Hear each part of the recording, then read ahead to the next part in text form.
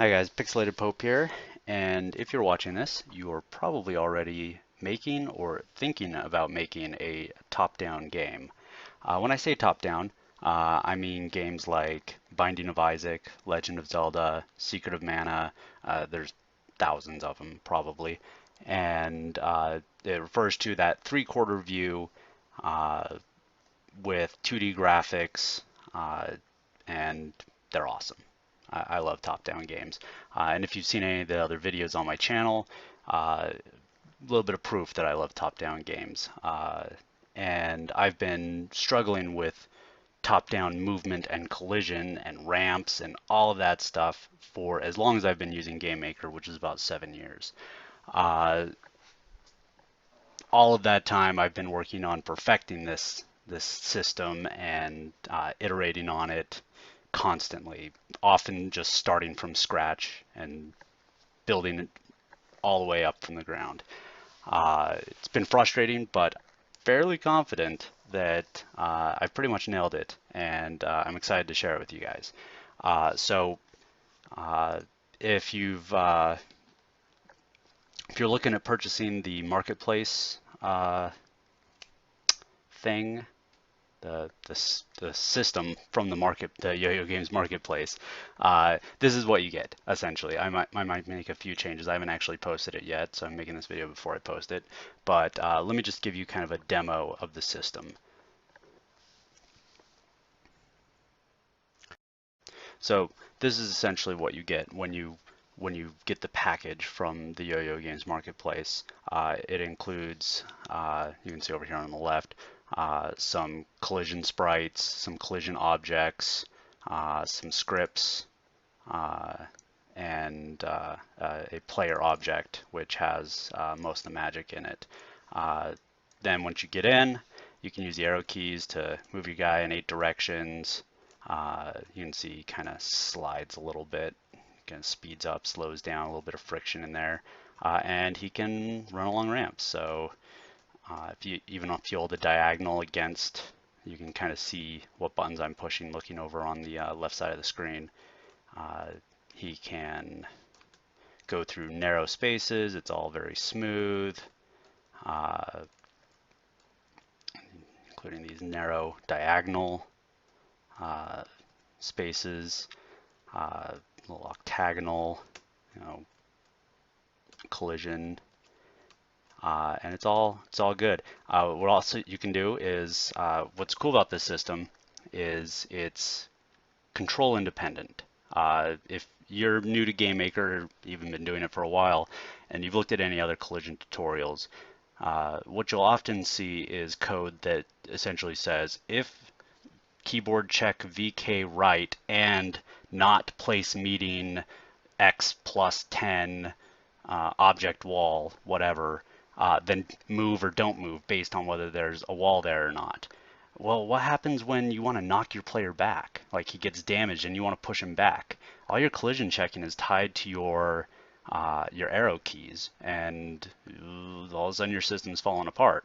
So my system doesn't care. All you give it is a direction to move in, a speed to move at. It takes care of the rest. So, for example, if I left click, he'll get knocked back, and I'm not touching any of my keys on my keyboard. You can see that on the left, and he'll just slide around and get knocked back and do whatever. So he respects the collision and the ramps and everything, regardless. It also has variable speeds. So notice my walk speed right now is 180, but I can use the mouse wheel to crank that up, and it does not, he doesn't break through the thin walls, he doesn't do anything. You can crank it up pretty far too. Let me turn off friction with the right click. And he's going. And is there a limit where it will break? Absolutely. I mean, it's not doing check every single pixel of every single step that it moves, but it is,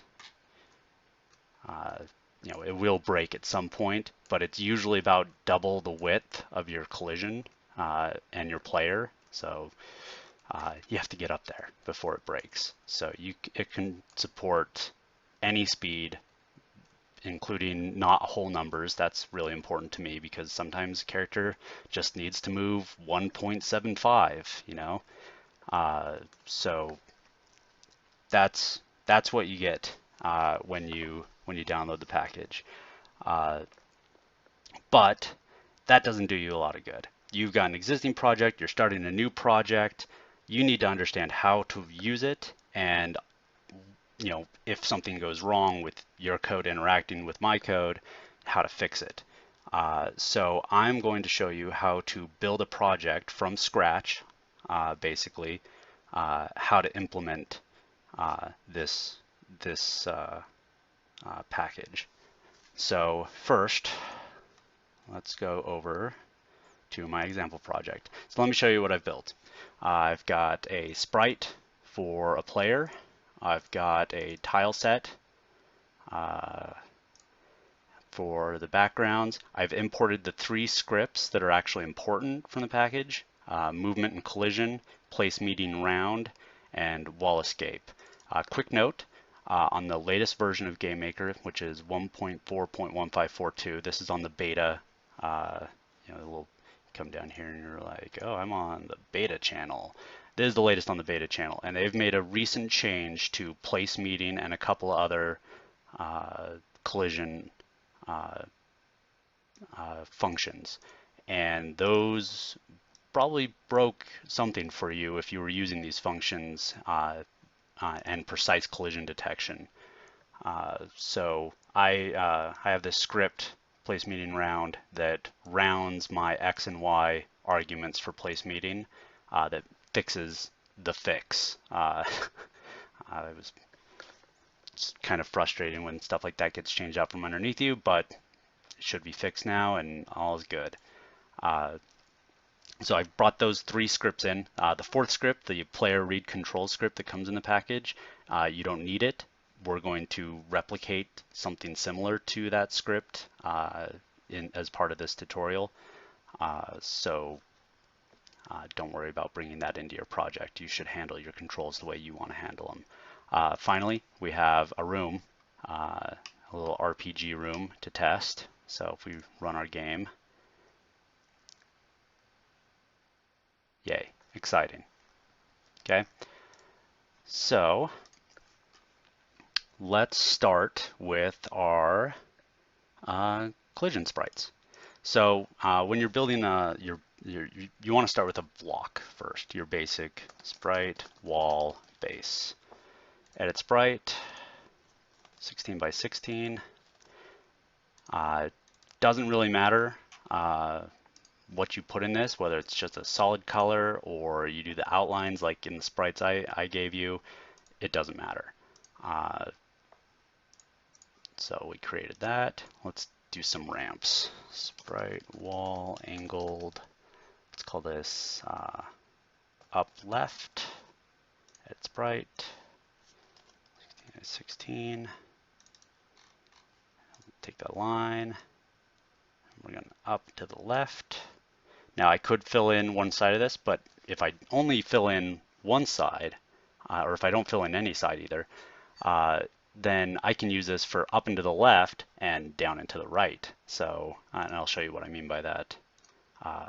And we definitely want precise collision detection on. You definitely need that. Then let's duplicate that. Sprite wall angle up right. Edit sprite, transform, flip, boom, done. Again, precise collision detection. I don't think you need precise collision detection on the square. I'm going to turn it on just to be safe, but I'm pretty sure you don't. And then, so we've got some ramps, we've got some walls. Let's build our collision object. So first, you got to make a parent. This is going to be the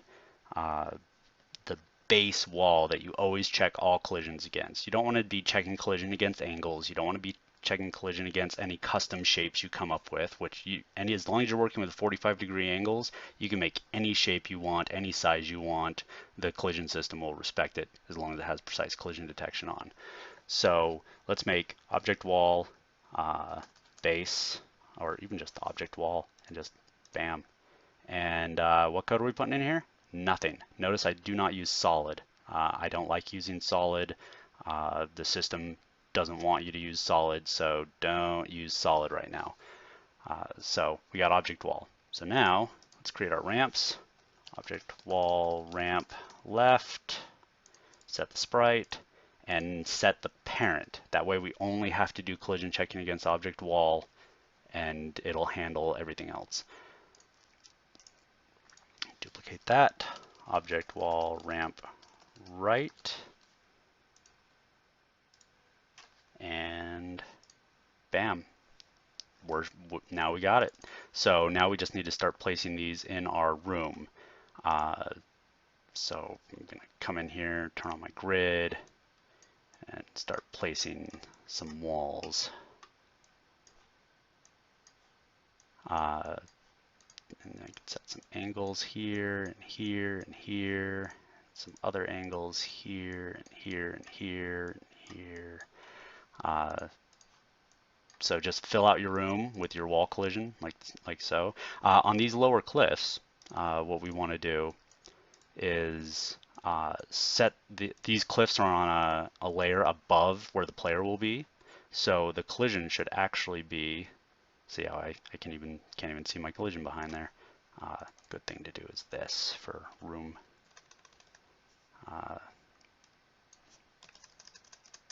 Ties it'll let you go. There we go. That looks right. There we go. Now we can see our walls on top of our, because I mean the walls won't be visible when we are done editing our room. So setting the depth all the way up doesn't hurt anything.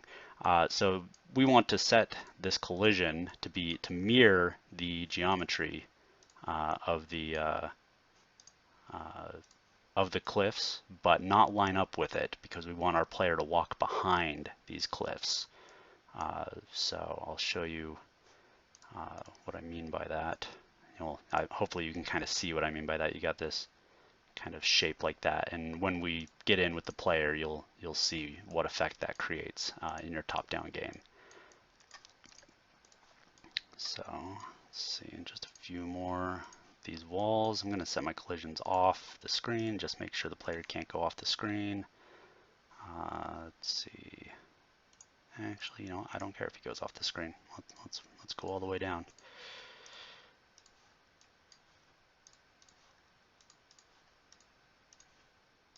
Exciting world of game design.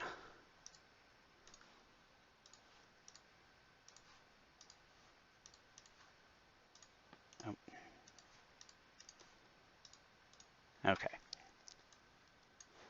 And finally, let's wrap up my trees. So like these cliffs, the tops of my trees are on a layer above the player, so they can walk around behind this tree. So I need to define that collision to make sure that they can't walk into the tree trunk, just around it. So there's our collision.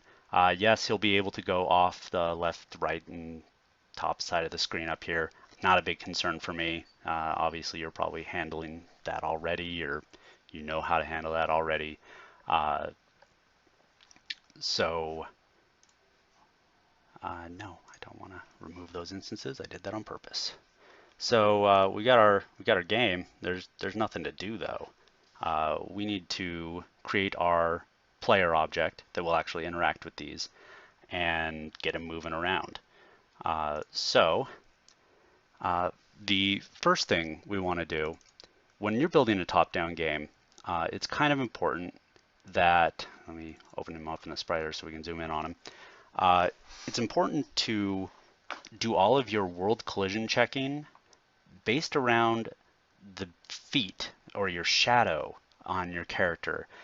You don't want his head to be hitting against a wall. You want him to be able to walk up and his body being overlapping the edge of the cliff so it looks good, right?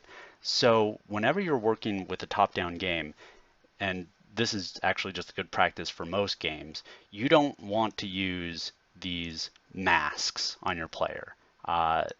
They change on a per sprite basis. Which if you've got animations like running and his feet and arms are all spread out and all of a sudden he's wider than his standing, you could find yourself getting stuck in walls because your collision mask is changing dynamically with every animation, and it can get just infuriating.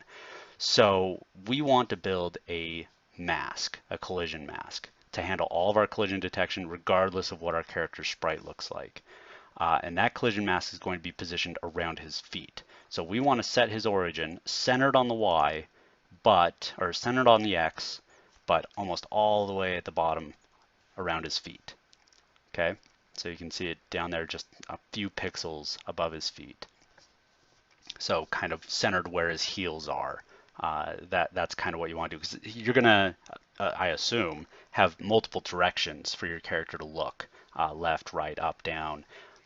And if you do that and you don't have your character origin centered like this, he's going to move around a little bit when you rotate him. So recommend that. And we also need another square, and this is going to be our player mask, sprite player mask. We don't need to modify the mask. We just want to make this green. Okay, so let's create our player object now. We're going to assign him this sprite, and we are going to give him a mask of sprite player mask. Oh, on sprite player mask, make sure you center the origin. Make sure that origin is centered. Okay, and real quick, just for testing purposes, we're going to put a draw event, draw self, and then draw sprite, mask index, 0xy. And you know what, let's do a draw sprite extended. Let's make this a little partially transparent real fast. 1, 1, 0. Image blend 0.5. So we're going to draw the mask so you can see the part of him that is colliding with the rest of the world as we're moving him around. So let's drop him in the room and show you what I mean. So you can see this little square right here. That's going to be what collides with all of the red objects. And that means that he can get right up against this wall and his head will be like right here. And it gives you a really good sense of depth and that this guy actually exists in this world, rather than his head getting right here and never being able to touch this cliff. So that's one of the reasons player masks or collision masks are so important. So he can't do much yet, so let's make him do stuff. So in the create event, what we're going to want is two variables. We need a speed he's going to walk at. I'm going to say 3.15 because my system supports it. And then we're going to set a movement direction. And right now I'm going to initialize that to -1. So let's talk about this for a second. If you're familiar with GameMaker directions, you have, right is 0, up is 90, left is 180, and down is 270, and then 360 again is right. But there's a problem with that. So if we aren't pushing any direction, right, and we're trying to figure out what direction our character is pushing, 0 isn't good because 0 means right. So in this system, if you don't have a direction to move in, you need to set it to -1. And any other value is fine. You should probably always be using positive directions. And if you need to move in the opposite direction, use a negative angle with a positive angle with a negative speed.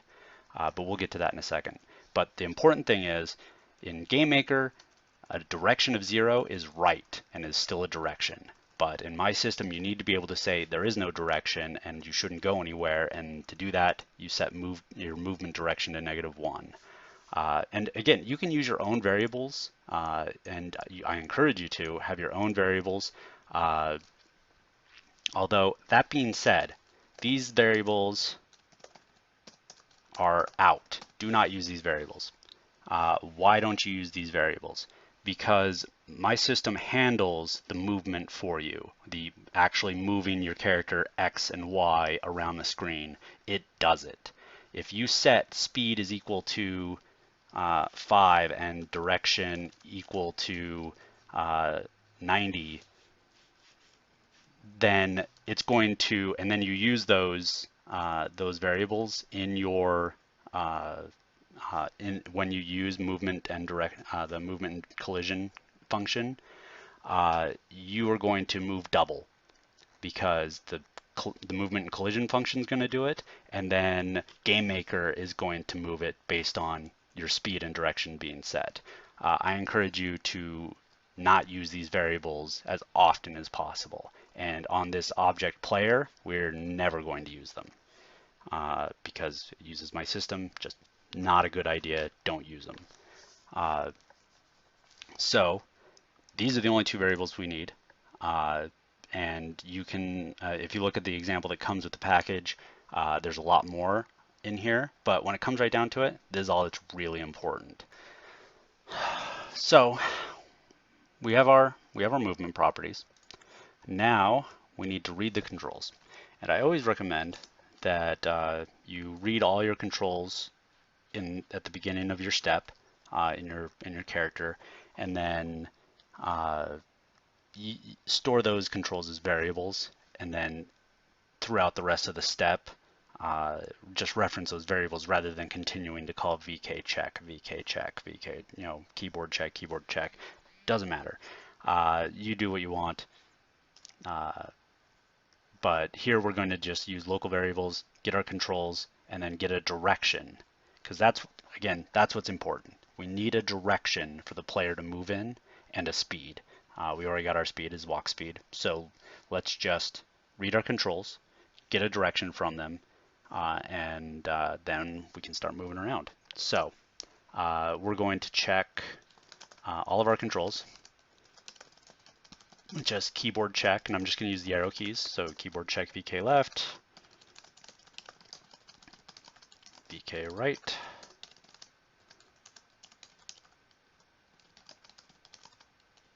VK up,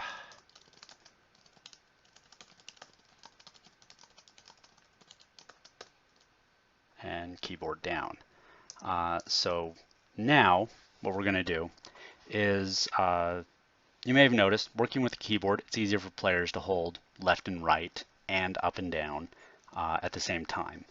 On a controller, D-pad, analog stick, it's impossible, so it's not that big of a concern, but on a keyboard it is. So we need to, the way I like to handle that is have these cancel out, these axes cancel out if they are both being pressed at the same time, so it's like no direction is being pressed. So here's what I like to do. var xspeed equals 0. Xspeed minus equals left, and xspeed plus equals right. Okay, so what that means is keyboard check returns 0 or 1 if the button is held, right? So if left equals 1 and right equals 1, then xspeed, which is 0, minus left equals 1, then xspeed plus right, which is 1, is 0. So it cancels each other out. But if just left is held, then it's -1, and if just right is held, it's +1, and this will be important in a minute. We're going to do the same thing for the y speed. Y speed equals 0, y speed minus equals up, plus equals down. So same thing. If you're holding up and down at the same time, you get 0. If you're holding up, it's -1. You're holding down, it's +1. So now, first thing that's important is we want to check to make sure x speed and y speed are at least being touched, right? We don't want to, we need to know if no direction is being held so that we can return, so that we can get -1 as our move direction and not go anywhere. Because again, with my system, a direction of -1 means no movement is going to occur. So we're going to check if y speed does not equal 0, or, I always do that, x speed does not equal 0. So either x speed or y speed is at least 1 or -1. Those are the only values we're dealing with, 1, -1, 0. So as long as one or the other is at least something, then we can set our move direction equal to point direction 0, 0, x speed, y speed. So that's why it's important that we have a -1 or a +1, because if you ever use point direction, you're figuring out a direction from a one point to another. So from 0, 0 to, let's say we're holding up and to the right, then x speed is 1 and y speed is -1. So 0, 0, so let's say this, where my cursor is right now, is 0, 0, over 1, up 1. It's 45 degrees up. It's exactly the direction you would expect to be going if you held up and right on your controller.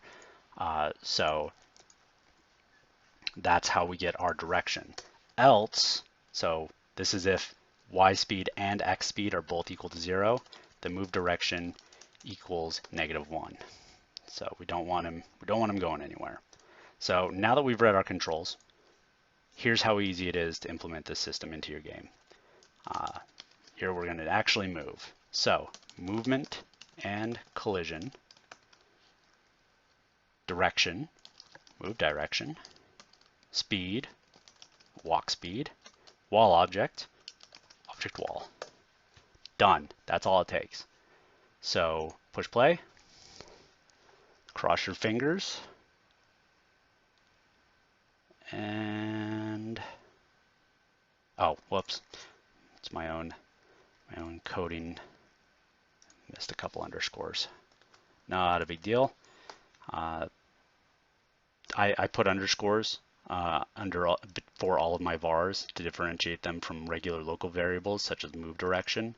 It just keeps me organized, and it's always a good thing to know what's a local var and what isn't, and allows me to use other things like _x for an x position, because you can't do var x because x is already being used. So just, something I do. I really like it. So let's try that again.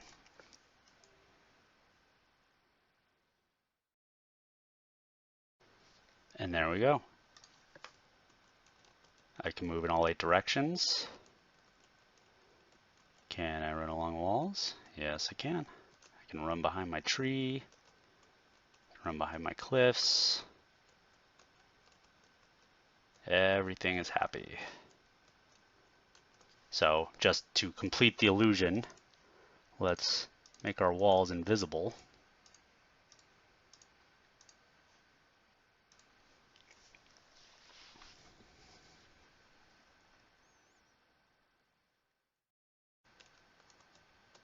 And there you go. Sliding along walls, running behind cliffs. It's all good. And you're set. And what's cool about this system is anything can set that movement direction. It doesn't have to be your code or your controls. It can be a, when the player's getting knocked back, the direction from the enemy to the player, set the direction to that. And you'll get knocked back away from the enemy. Or if a bullet hits your player and you want to knock them back from, take the direction the bullet was traveling when it hit your player and set that as the move direction, and bam, there you go. So anything can set move direction. So that's the basics of how you can implement this into your own game. I hope this was useful, and I look forward to seeing the games that you make with this. Have fun.